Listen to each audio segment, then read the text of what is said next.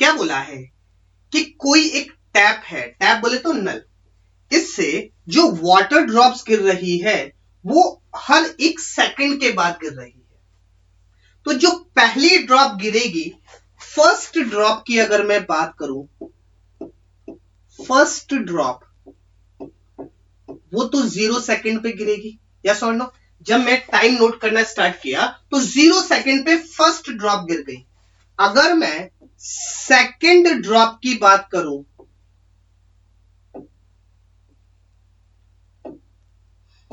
Second drop की, तो वो 1 सेकंड के बाद गिरेगी।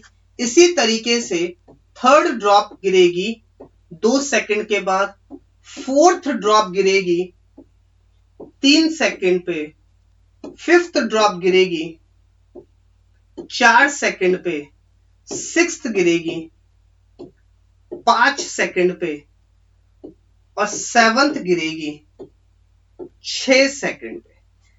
और मुझसे क्या पूछा है, distance between third and fourth drop when seventh drop just leaves the tap. तो इसका मतलब अगर ये सेवंथ ड्रॉप है तो ये सिक्स्थ, ये फिफ्थ, ये फोर्थ, ये थर्ड, ये सेकंड और ये फर्स्ट, 1 2 3 4 5 6 एंड 7।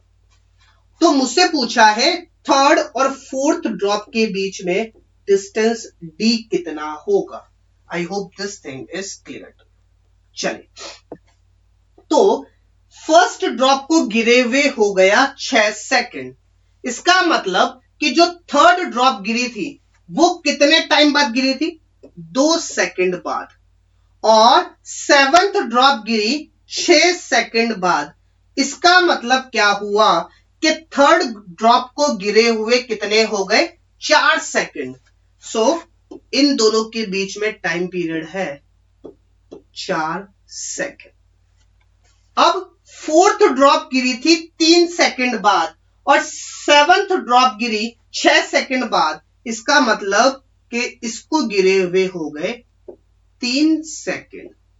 इसका मतलब कि ये मेरी थर्ड ड्रॉप है, तो यहां से लेके यहां तक जो टाइम पीरियड लगा वो टाइम पीरियड लगा 3 सेकंड, और यहां से लेके यहां तक जो टाइम पीरियड लगा वो टाइम पीरियड लगा 4 सेकंड। चलिए आगे बढ़ते हैं।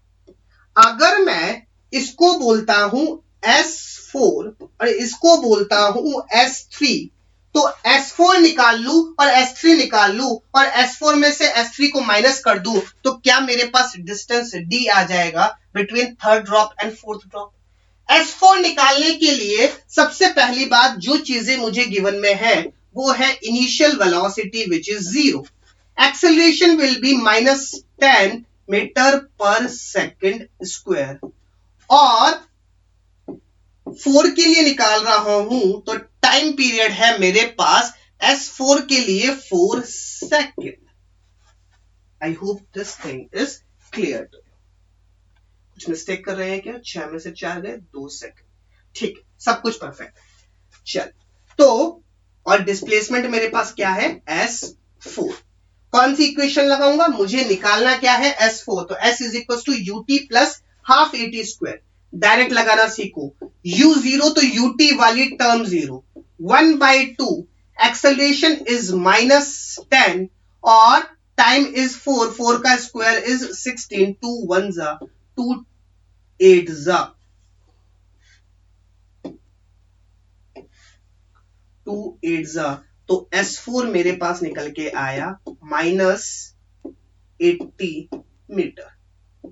चलिए, अब S3 के लिए U again 0, A is again -10 meter पर सेकंड स्क्वायर और टाइम मेरे पास बचेगा 3 सेकंड। चलिए, तो S3 के लिए क्या हो जाएगा, S3 is equal to UT, U तो 0, अगेन 1/2 एक्सेलरेशन इज -10 और टाइम लगेगा मेरे पास 3 का स्क्वायर इज 9, 5 जा 9 5 जा 45 मीटर।